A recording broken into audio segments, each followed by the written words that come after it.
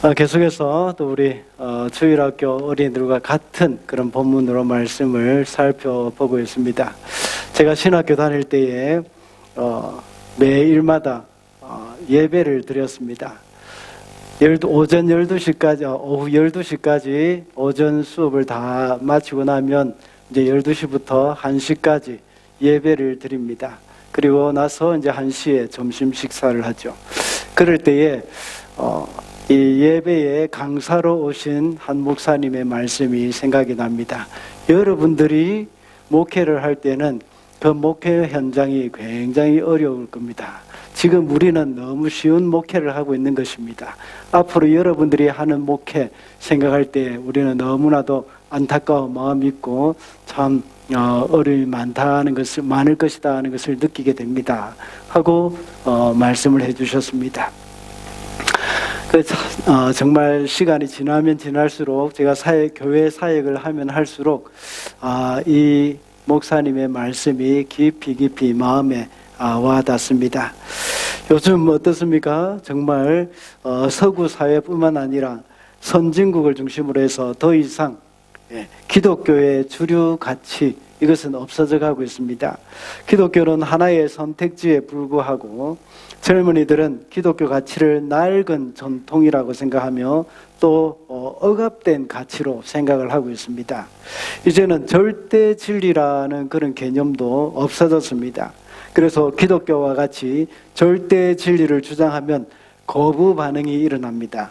심지어 교회에서도 개인의 취향을 존중해 줘야 한다는 그런 말을 많이 하고 있습니다. 죄를 지적하면 그것이 잘못되었다고 말하고 또 죄를 지적하면 사람들이 아주 그것에 대해서 불편하게 생각을 합니다. 더 이상 부모 세대의 신앙이 자녀 세대들까지 이어지는 경우가 많지 않습니다. 그래서 주일학교와 청년부가 아주 크게 감소를 하고 있습니다. 1인 가구가 많이 늘어나고 있죠. 결혼보다는 이혼, 동거가 더 많아지고 있습니다. 그래서 가족이 해체되어져 가고 있는 그런 상황입니다. 요즘 또 디지털 문화의 영향으로 인해서 설교를 듣거나 또 신앙훈련을 하는 그것보다 더 자극적이고 사람의 흥미를 끌어당기는 그런 콘텐츠가 얼마나 많이 넘쳐나고 있습니까? 유튜브 중에서도 쇼츠가 굉장히 인기가 많아졌습니다. 짧고 빠른 콘텐츠에 익숙해졌던 것이죠. 그래서 깊은 묵상이나 공동체 또는 헌신에 대한 인내심이 아주 많이 부족해졌습니다. 이런 상황에서 우리 바누아투 단기 선교팀 갔다 온 것에 대해서 얼마나 대견하게 생각되는지 모릅니다. 자연히 교회의 영적인 수준이 점점 더 하향 평준화되어져 가고 있죠. 영적으로 암울해져 가고 있는 시대가 되었습니다. 정말 주님이 재림하실 때가 가까워졌다는 생각이 듭니다. 오늘날 뿐만 아니라 지금 계속해서 역사적으로 볼 때에 이런 시대마다 영적인 암흑기가 있기는 있었습니다. 그럴 때마다 하나님은 사람을 세우셔서 하나님의 살아계심을 나타내 보여주셨습니다. 성경에 나타난 선지자들 중에서 가장 활발하게 활동을 한 선지자가 누구일까요? 바로 엘리야와 엘리사입니다. 이 두 사람은 물론 성경을 기록하지는 않았습니다. 이 두 선지자는 북이스라엘에서 활동을 했죠. 그때 당시에는 북이스라엘이 영적으로 가장 암울한 시대였습니다. 엘리야는 아합 왕 때부터 활동을 시작해가지고 아하시야 시대까지 활동을 했죠. 그리고 엘리사는 여호람, 예후, 요아스 그 사람들의 통치까지 사역을 했습니다. 북이스라엘의 7대 왕부터 12대 왕까지 사역을 한 것이죠. 그때는 북이스라엘이 영적으로 아주 어두웠고 아합 왕 때는 하나님의 선지자들을 다 죽여버렸던 그런 때도 있었습니다. 그래서 그때 아합 왕 국내 대신이었던 오바댜가 100명의 선지자를 숨겨준 일도 우리는 알고 있습니다. 그 정도로 영적으로 하나님을 반역하는 행위가 심했다는 것입니다. 하나님은 엘리사가 크게 낙심해 있을 때에 엘리야가 크게 낙심해 있을 때에 엘리야에게 세 가지의 사명을 주셨습니다. 그 중에 하나가 엘리사를 선지자로 세우는 것이죠. 그래서 엘리야의 후계자로 삼는 것이었습니다. 그래서 엘리야는 하나님의 명령에 순종해가지고 열왕기상 19장에 보면 엘리사를 이제 콜링하는 것을 보게 됩니다. 엘리사는 그 엘리야의 부름에 응답해서 모든 것을 다 버려두고 엘리야를 따랐습니다.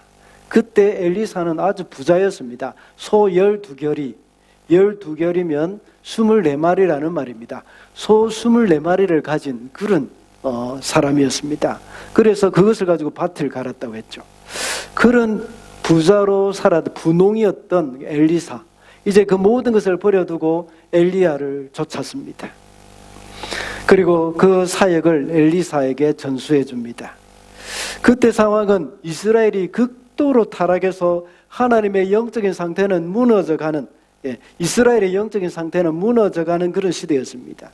이런 어두운 시대에 하나님은 엘리야를 사용하셨고 엘리야를 뒤이어서 엘리사를 또 세우는 것을 볼 수가 있습니다. 오늘날도 역시 영적으로 암울한 시대 속에서 하나님은 사명자를 통하여서 하나님의 나라를 세워 가시기를 원하십니다. 선교사나 목회자를 세우든지 또 그런 사람들을 세우고 있습니다. 그런 사람으로 우리가 세움을 받든지 아니면 직장 생활을 하든지 모든 성도들은 사명자입니다. 목회자는 교회를 바로 세워야 하고 직장인이나 사업가들은 이 세상을 바로 세워야 할 사명이 있습니다. 하나님은 무너져가는 이 세상에 사명자를 세우셔서 구원하고자 하십니다. 우리는 오늘 본문을 통해서 사명을 받은 자는 어떤 사람인지 좀 살펴보고자 합니다. 첫째로 하나님이 세우신 사명자는 시험을 통과한 사람입니다. 2절 말씀입니다. 우리 다 같이 읽어볼까요? 시작. 엘리야가 엘리사에게 말하였다. 나는 주님의 분부대로 베델로 가야 한다. 그러나 너는 여기에 남아있거라. 그러나 엘리사는 주님께서 살아계심과 스승께서 살아계심을 두고 맹세합니다. 나는 결코 스승님을 떠나지 않겠습니다 하고 말하였다. 그리하여 그들은 함께 베델까지 내려갔다. 네. 오늘 본문 2절과 4절과 6절 이것을 보면 엘리야는 엘리사를 3번이나 따라오지 말고 머물러 있으라고 말을 합니다. 처음에는 길갈에서 베델로 갔습니다. 그리고 또 4절에서는 베델에서 여리고로 갈 때 또 여기 머물러 있으라고 말을 합니다. 마지막으로 여리고에서 요단강으로 갈 때도 역시 머물러 있으라고 말을 합니다. 그러나 엘리사는 동일하게 대답을 합니다. 나는 결코 스승님을 떠나지 않겠습니다 하고 말을 합니다. 엘리야는 과연 엘리사를 데리고 가지 않기를 원했을까요? 그렇지 않습니다. 이렇게 3번이나 반복해서 말을 했습니다. 그래도 그때마다 엘리야가 끝까지 따르겠다고 하자 엘리사가 끝까지 따르기로 했죠. 그죠? 그럴 때 엘리야는 엘리사를 데리고 갔습니다. 이것을 볼 때에 정말 데려가고 싶지 않아서가 아니었습니다. 엘리사는 얼마나 신실한 사람으로서 사명을 받을 준비가 되어 있는가 하는 것을 엘리야가 보기를 원했던 것입니다. 그 당시 상황에서 엘리야를 따르는 것은 인간적으로 볼 때에 손해처럼 보였고 오히려 떠나는 것이 더 이성적이고 유익해 보입니다. 앞서 말씀드린 바와 같이 열왕기상 19장에 보면 이미 하나님은 엘리사를 엘리야의 후계자로 삼았다는 것을 알 수가 있습니다. 이제는 다시 한번 엘리사의 마음을 확인하는 것입니다. 엘리사는 엘리야의 삶을 잘 알고 있었습니다. 그의 삶은 고난과 희생의 삶이었습니다. 반대로 엘리야는 분홍이었습니다. 갈멜산에서 영적 대결에서 엘리야가 승리했지만 그러나 죽이겠다는 그 이세벨의 위협으로 인해서 광야로 도망하는 그런 신세가 되었습니다. 엘리야는 아합과 이세벨에게 쫓기던 선지자였고 지금은 여전히 왕과 정치인들에게 미움을 받는 사람이었습니다. 엘리야를 따라간다는 것은 안정된 삶을 포기하는 길이었습니다. 고난과 희생이 연속이고 편안한 삶과는 거리가 멀었습니다. 이런 엘리야를 따르게 될 때에 엘리사는 평범한 삶을 포기를 해야 합니다. 그리고 엘리야가 오늘이라도 곧 이 땅에서의 삶을 마감하고 들리고 올라갈 것이라는 사실을 선지자 생도들도 다 알고 있었다는 것을 오늘 본문에서 우리는 잘 알 수가 있습니다. 그런데 굳이 따라가시겠냐 하는 그런 질문들이 선지자 생도들이 엘리사에게 말을 하는 것이죠. 이런 질문을 하는 이유가 무엇이겠습니까? 지금은 엘리야를 따라가 봐야 유익이 없을 것이라는 것을 암시를 해주는 것입니다. 그러나 엘리사는 확고했습니다. 엘리야를 따라간다는 것은 엘리사의 그런 내적인 태도와 우선순위에 관한 것이었습니다. 그래서 엘리야는 엘리사가 그의 후계자가 되어서 사명의 무게를 감당할 준비가 되어 있는지 그것을 확인하였던 것입니다. 그래서 이제는 엘리사의 자질이 이제 이것으로 인해서 완전히 검증이 됐습니다. 우리가 주님의 사명자로 살아가려고 할 때에 여러 가지 시험들이 있습니다. 세상의 시험은 그 사람의 능력을 보기 위한 시험이지만 하나님이 사람에 대한 하시는 시험은 그 사람의 신실함을 보는 시험입니다. 매 순간마다 우리에게 오는 시험이 있습니다. 그때마다 신실한 마음으로 응답을 함으로써 그 믿음의 시험을 통과해야 합니다. 종종 제가 말씀드렸던 것 같습니다. 우리의 삶의 매 순간이 하나님의 테스트다 하는 사실을 우리는 기억해야 합니다. 그 시험을 잘 통과하기 위해서는 어떤 삶을 살아야 하겠습니까? 하나님의 시험은 이것이 시험인지 아닌지 알지 못하는 사이에 오는 경우가 많습니다. 만약 이것을 알게 된다면 통과하기가 그나마 쉬울 수도 있습니다. 그런데 시험은 항상 부지 중에 옵니다. 이 시험을 통과하기 위해서는 항상 깨어 있어야 합니다. 우리의 성품 자체가 준비되어 있어야 합니다.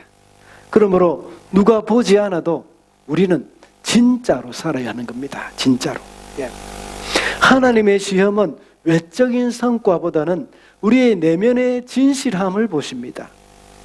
엘리사는 보여지는 자리가 아니라 따라가는 삶에서 그 시험을 통과했습니다. 우리의 은밀한 동기, 진심 어린 순종을 하나님은 보고 싶어 하십니다. 그래서 우리는 편한 길보다는 옳은 길을 선택해야 합니다. 그래서 믿음의 길을 걸을 것인지 아니면 편한 길을 걸으면서 내 삶을 뒤로 물러서게 만들 것인지 우리는 생각해야 합니다. 다니엘의 세 친구들은 타협보다는 옳은 길을 선택했습니다. 그리고 풀무불에 던져졌지만 그들은 살아남았죠.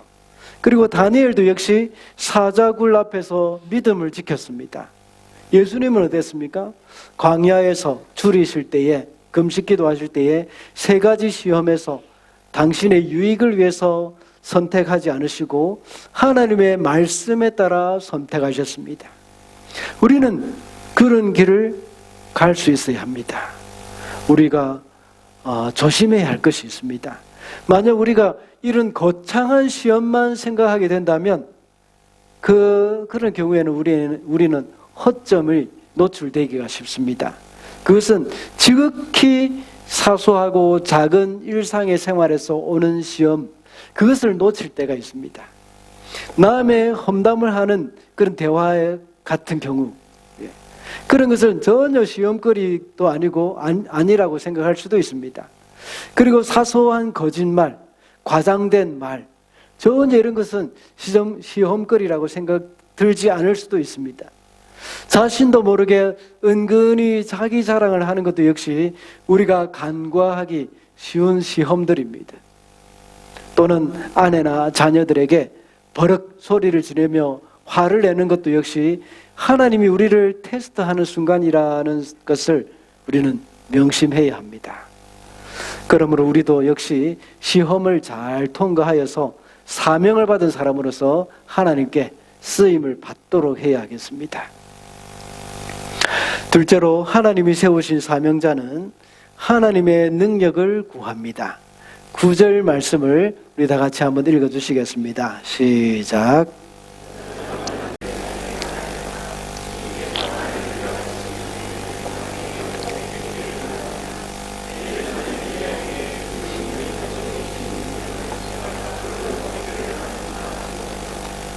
아멘.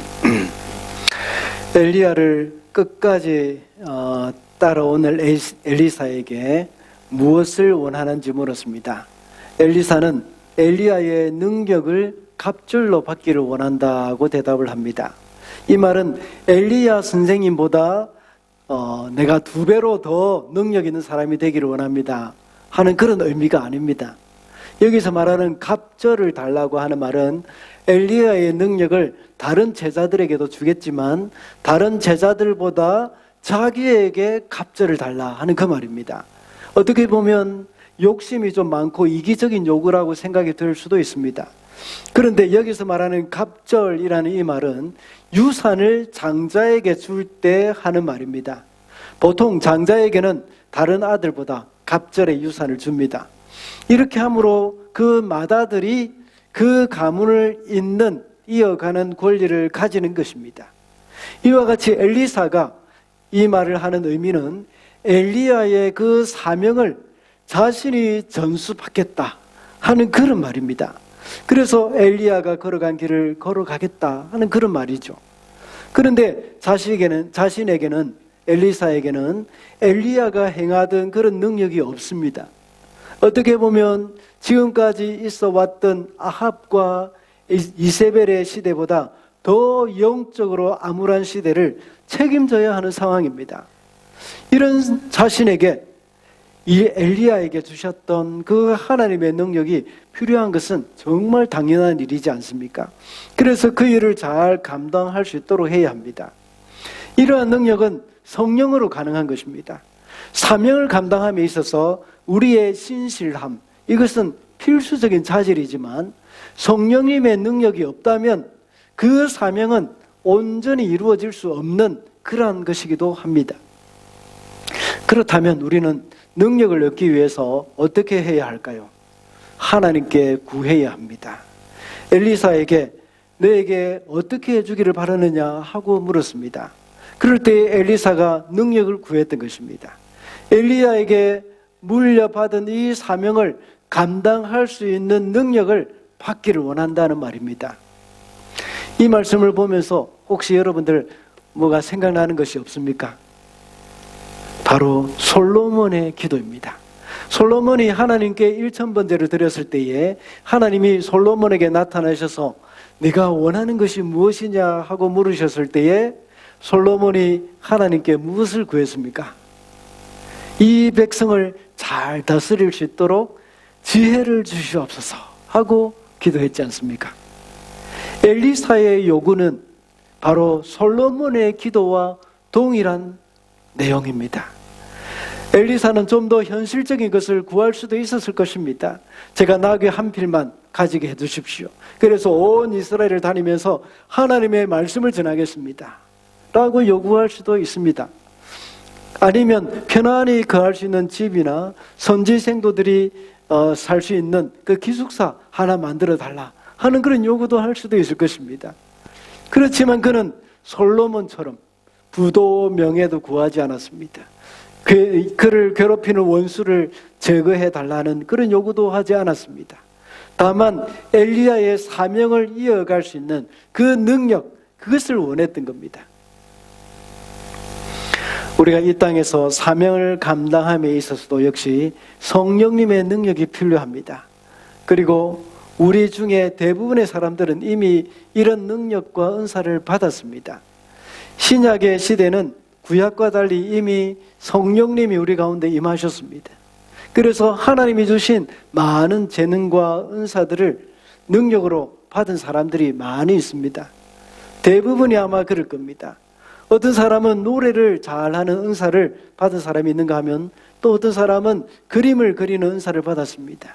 그리고 또 어떤 사람들은 컴퓨터로 많은 일들을 할 수 있는 능력을 받았습니다. 이런 것을 가지고 여러분이 사회 곳곳으로 가셔서 하나님의 가치를 실현해 나가야 합니다. 이 세상은 AI 기술이 급속도로 발전을 하고 있습니다. 그래서 이런 기술들이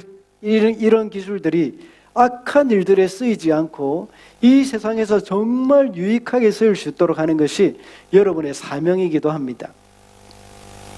예술 계통에 있어서도 역시 다르지 않습니다.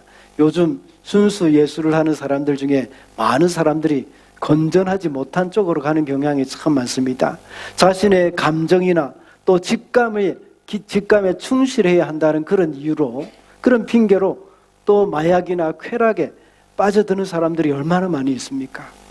이런 세상에서 참된 예술이 어떤 것인지를 우리 성도들은 보여줘야 합니다. 영화나 예술계도 마찬가지지 않습니까? 지난 부활절에 개봉하였던 북미 대륙을 휩쓸었던 한국 애니메이션 영화가 있지 않습니까? The King of Kings. 바로 예수님의 생애를 그린 영화입니다. 감독이 장성호라는 분인데 서울 3.1교회 성도라고 하더군요. 이런 분들이 하나님이 주신 능력을 가지고 세상을 살리고 있는 것입니다. 오늘날 얼마나 자극적인 콘텐츠들이 많이 쏟아져 나오고 있습니까? 그런데 이런 영화를 통해서 이 세상의 영화 예술계에 도전을 주고 있는 것입니다. 그러므로 우리는 각자의 직업을 가지고 세상에 뛰어들어가야 합니다. 그래서 무너져가는 이 세상을 바로 세워가는 사명자가 되어야 합니다.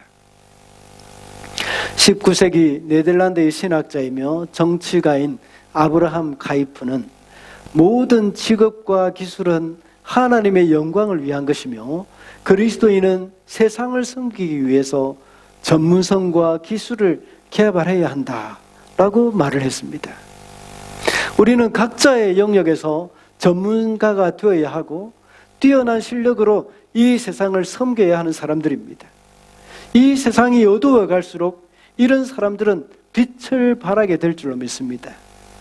그러므로 우리가 주님이 주신 사명을 감당함에 있어서 나의 능력으로 하는 것이 아니라 성령님의 능력으로 한다는 것을 명심하고 매 순간마다 하나님을 의지하는 자들이 되어야 하겠습니다. 마지막으로 하나님이 세우신 사명자는 사명감이 있습니다. 12절 말씀입니다. 우리 다 같이 읽겠습니다. 시작. 엘리사가 이 광경을 보면서 외쳤다. 나의 아버지, 나의 아버지, 이스라엘의 병거이시며 마병이시여. 엘리사는 엘리야를 다시는 볼 수 없었다. 엘리사는 슬픔에 겨워서 자기의 겉옷을 힘껏 잡아당겨 두 조각으로 찢었다. 엘리사가 엘리야를 부르는 호칭이 무엇이었습니까? 나의 아버지여 하는 것이었습니다. 또 하나는 무엇이었습니까?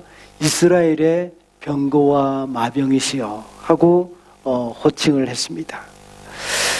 이 말이 무슨 말이겠습니까? 이스라엘의 병거시여 마병이시여, 이 말이 의미하는 것이 무엇이겠습니까? 그것은 엘리야가 이스라엘을 지켰다는 말입니다. 그 후로 시간이 흐르고 엘리사가 병들어 죽게 되었을 때에 이스라엘 왕 요아스가 이것과 똑같은 말을 했습니다. 열왕기하 13장 14절의 말씀에서 엘리사가 죽을 병이 들자 이스라엘 왕 요아스가 그에게로 내려왔다. 그리고 그 앞에서 눈물을 흘리며 말하였다. 나의 아버지, 나의 아버지, 이스라엘의 병거와 마병이시여. 요아스도 똑같은 말을 했습니다. 그러나 다릅니다. 요아스 왕이 이렇게 말한 것은 지금까지 엘리사로 인하여서 이스라엘이 적군으로부터 보호받았고 이길 수 있었지만 이제는 이런 엘리사가 죽게 되었다는 사실을 슬퍼하고 있는 말입니다. 그러나 엘리사가 엘리야를 두고 동일한 말을 한 것은 요아스가 한 말과 같은 의미이기도 하지만 이제는 그 사명을 엘리사 자신이 감당하겠다는 의미가 담겨 있습니다. 엘리야의 영감이 갑절이 자기에게 오기를 원했던 그것은 엘리야의 사역을 내가 물려받겠다 하는 그 말이었지 않습니까? 엘리사가 볼 때에 이스라엘은 바로 엘리야가 지켰습니다. 그러니까 그 엘리야의 사명을 자신이 감당하겠다는 그런 의지가 담겨 있습니다. 엘리야는 그 당시 영적으로 어두운 시대에 하나님이 이스라엘을 멸하지 못하도록 중보자의 역할을 하면서 이스라엘이 적군에 의해서 멸망당하지 않도록 했다는 것입니다. 이제는 그 역할을 엘리사 자신이 감당하면서 실제로 아람 군사들이 이스라엘을 몇 번이나 쳐들어왔지만 엘리사의 도움으로 다 물리쳤지 않습니까?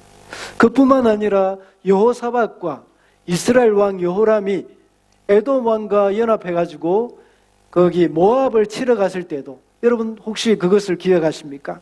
그때 물이 말라서 물이 없어서 모두가 다 전멸할 위기에 처했습니다. 그때에 엘리사가 도왔습니다. 하나님 앞에 기도하며 그 검문고를 타며 하나님을 찬양했을 때에 그럴 때에 하나님께서 물을 보내두셨지 않습니까? 그래서 그 물로 인해서 그들은 이기게 되어졌습니다. 그래서 요아스 왕도 이스라엘의 병거와 마병이여 하면서 엘리사를 빗대어서 외쳤던 것입니다. 그러나 엘리사가 외친 그 외침 속에는 자신이 엘리야처럼 그 땅을 지키겠다는 그 사명감이 들어있다는 것을 우리는 기억해야 합니다. 오늘날도 영적으로 무너져가고 있는 이 시대에 성도들은 모든 분야에서 사명감을 가지고 있어야 합니다.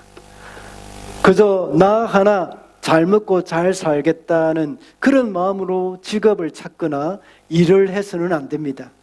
이 일을 가지고 이 사회를 살리고 나라를 살리고 하나님의 나라를 건설하겠다 하는 그런 사명감을 가지고 있어야 합니다. 우연히 부산의 포도원 교회에 김문훈 목사님의 짧은 설교를 들은 적이 있습니다. 한 교사를 소개해 주셨습니다. 그 교사는 초등학교 교사부터 시작해서 중학교, 고등학교, 대학 교수까지 한 사람입니다. 그분이 초등학교 교사로 있을 때는 전교생을 다 전도를 해버렸다고 합니다. 그래서 소풍을 가서 장기자랑을 하는데 나오는 아이들마다 찬양을 불렀다고 합니다. 그래서 소풍날이 갑자기 찬양 경연대회가 되어졌던 겁니다. 그리고 중학교 교사가 되었을 때는 한 해에 400명 정도씩을 전도를 했습니다.